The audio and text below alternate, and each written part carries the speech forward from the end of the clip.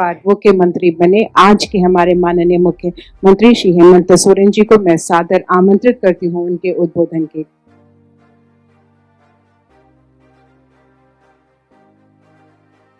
आज यहाँ झारखंड विधानसभा के इस सभागार में माननीय झारखंड विधानसभा के अध्यक्ष रविन्द्रनाथ ठाकुर जी द्वारा आयोजित इस छठे झारखंड विधानसभा के सभी माननीय सदस्यों का, चाहे वो विधायक हो, मंत्री, पक्ष के हो, विपक्ष के हो, सभी लोगों के लिए एक प्रशिक्षण कार्यक्रम है और इस कार्यक्रम में आज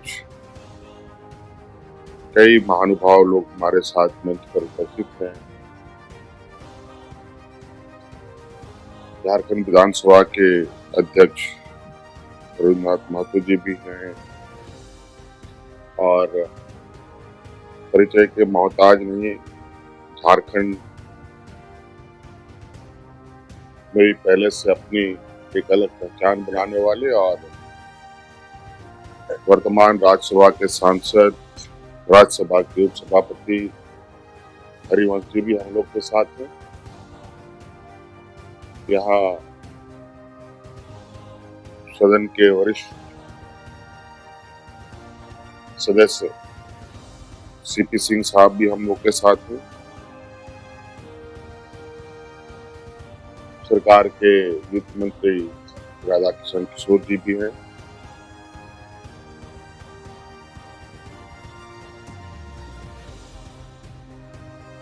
चच्चू राय जी भी हैं और विधानसभा के सभी सचिव, संयुक्त सचिव, सभी पदाधिकारीगण, आप सभी का मैं हार्दिक अभिनंदन करता हूं और अपनी ओर से जोहार करता हूं, क्योंकि जिस विषय को लेकर ये कार्यक्रम आहूत है, इस विषय पर बहुत सारी बातें आ गई। बहुत इसमें आप कुछ बचा नहीं है कुछ बोलने का। हाँ, ये बात जरूर है कि ये विधानसभा हो या लोकसभा हो,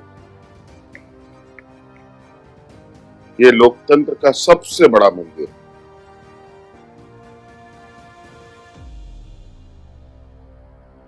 इस लोकतंत्र का यही एक मंदिर है जहां पर किसी के साथ कोई भेदभाव या रोक टोक नहीं है इस मंदिर में आने के लिए।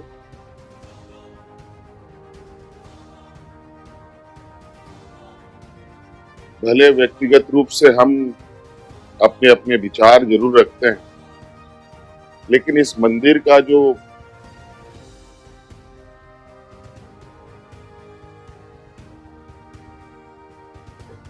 कहा जाए कि व्यवस्था है, वो ऐसी व्यवस्था है, मुझे लगता है कि दुनिया का ये अपने आप में एक अलग ही इसकी एक आयाम है, जहां सभी लोग, सभी वर्ग, सभी जात धर्म के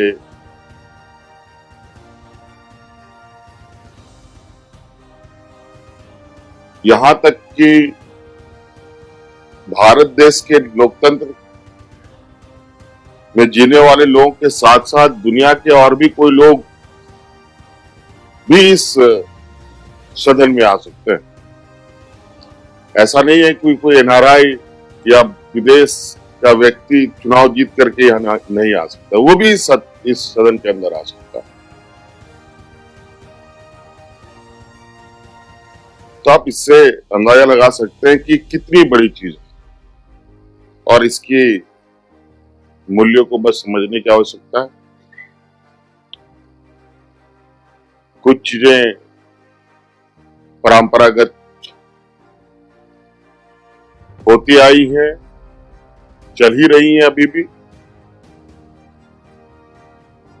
कई चीजें संविधान में हमारे बाबा भीमराव अम्बेडकर जी ने और इनके साथ जितने भी सहयोगी थे, जितना नाम आदरणीय उप सभापति जी ने यहाँ बताया कि कितने कुशलता से बिना किसी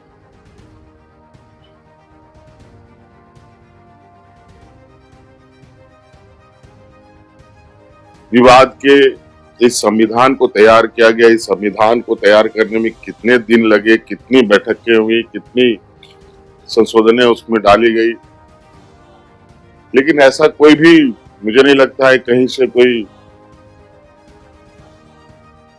खबर भी आई हो कि इसमें बैठे लोग कि आपसी कोई ऐसी विवाद हो जिसकी वजह से यह संविधान आगे नहीं बढ़ा। और आज हम उस संविधान का अनुसरण करने के लिए और उसको आगे कैसे मजबूत करें, इसके हम संकल्प लेते हैं। तो कहीं ना कहीं इतने सारे लोग, इतने अलग अलग सोच विचार करने वाले लोग की एक अपनी तपस्या थी जो ये संविधान हमें मिला, ये हमारे लिए गौरव की बात है। अब बात आती है कि इस पर हम कितने खरा उतरते हैं। ये तो हमको अपने अपने गिरेबान में झांक के देखने की आवश्यकता है।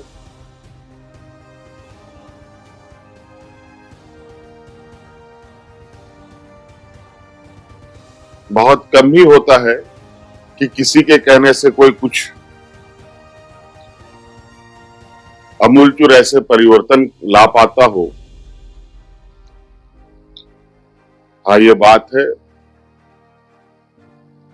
कुछ पारिवारिक संस्कार होते हैं, कुछ सामाजिक संस्कार होते हैं,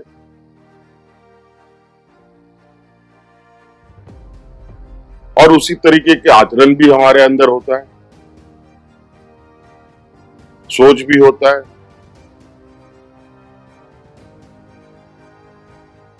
और कुछ कुछ जलवायु परिवर्तन, जलवायु का भी असर होता है। साइंटिफिकली चीजें बहुत सारी ऐसी हैं, मैं उन विषय पर नहीं जाऊंगा, लेकिन ये बात जरूर कहना चाहूंगा कि इस मंदिर की गरिमा, इसकी भव्यता,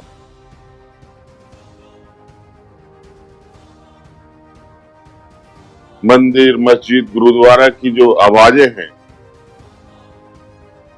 वो कहां तक जाती है, नहीं जाती है, किसके तक पहुंचती है, नहीं पहुंचती है, ये नहीं बोलना चाहूंगा, लेकिन इस मंदिर की जो आवाज है, चाहे हिंदू हो, मुस्लिम हो, सिख हो, ईसाई हो, गरीब हो, अमीर हो, सबके पास जाता है। इसको कोई, और ये एक ऐसा व्यवस्था है जिसके माध्यम से ये देश बंधा है और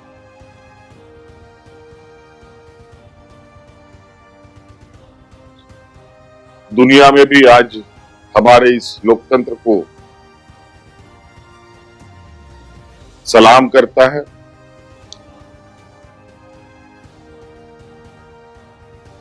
मंदिर, मस्जिद, गुरुद्वारा से लोग सलाम नहीं करते,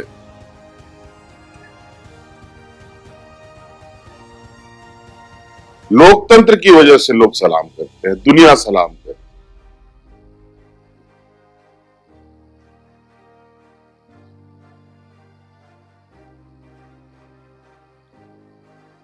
और ये कितना मजबूत बना रहे, कितना हम और इसको मजबूत कर सके, ये हम सब पर निर्भर करता है। अपनी भूमिका हम कैसे निभाएं। यहाँ बहुत सारे ऐसे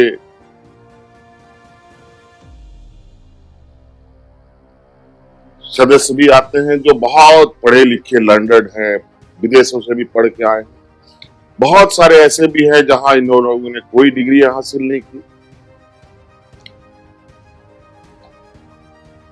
और अगर हम देखें, हमारे इतिहास के पन्नों को भी पलटे, तो बहुत सारे ऐसे विद्वान रहे हैं जहां कभी किसी स्कूल में ना उनकी पढ़ाई हुई, ना शिक्षा, ना दीक्षा, लेकिन अपने कर्मों से, अपने आचरणों से, अपने व्यवहारों से, अपने कार्य कुशलता से दुनिया में लोग आज भी उनके नामों को जानते हैं।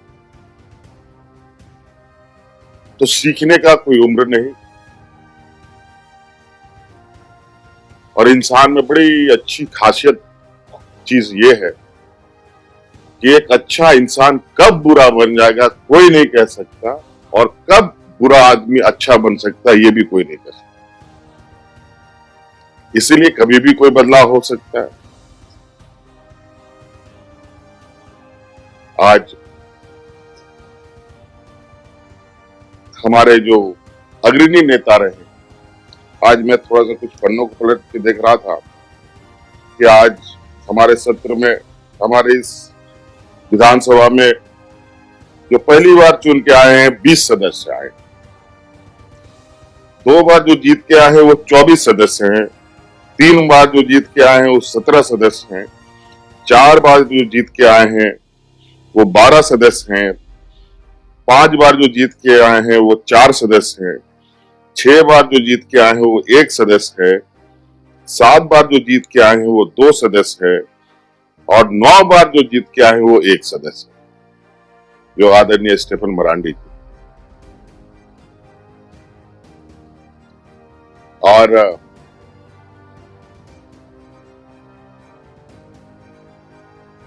ये बहुत ही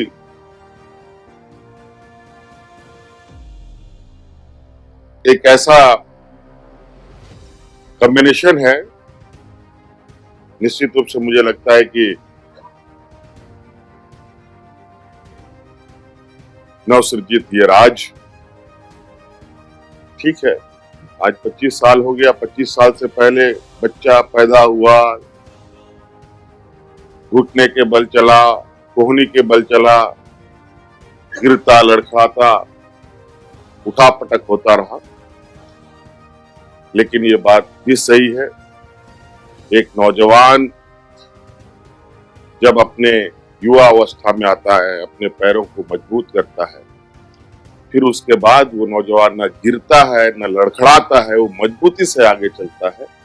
और अब हम इसी रास्ते पर आगे इस सदन को भी ले चलेंगे, इस राज्य को भी ले चलेंगे, और सभी लोग, हम लोग मिलकर, चाहे पक्ष के हो विपक्ष के हो, सभी की सहभागिता इसमें जरूरी है। इसलिए आज के इस कार्यक्रम में आप सभी लोगों का बहुत बहुत उपस्थिति के लिए आभार, धन्यवाद। हमारे मेहमान दिल्ली से, लोकसभा से और विशेषज्ञ लोग भी आए हैं, उनका भी बहुत बहुत स्वागत।